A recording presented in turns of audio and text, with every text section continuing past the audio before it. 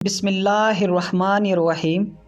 ایک بوڑھی خاتون نے ریڈیو اسٹیشن فون کیا کہ وہ کئی دنوں سے بھوکی ہے اور کئی دنوں سے صرف سوکھی روٹی اور پانی پر گزارا کر رہی ہے، اور کہا کہ اللہ کی راہ میں اسے کچھ کھانے کے لیے دیا جائے۔ ایک منکر خدا بھی اس کی گفتگو سن رہا تھا اور اس کو ایک مذاق کی عادت سوجی۔ اس نے کھانے پینے کی اشیاء خریدی اور اس بوڑھی عورت کے ایڈریس معلوم کرنے کے بعد اپنے نوکر سے بولا کہ جا کر اس بوڑھی عورت کو دے آؤ، اور جب وہ پوچھے کہ کس نے بھیجا ہے تو بتانا یہ شیطان کی طرف سے تحفہ ہے۔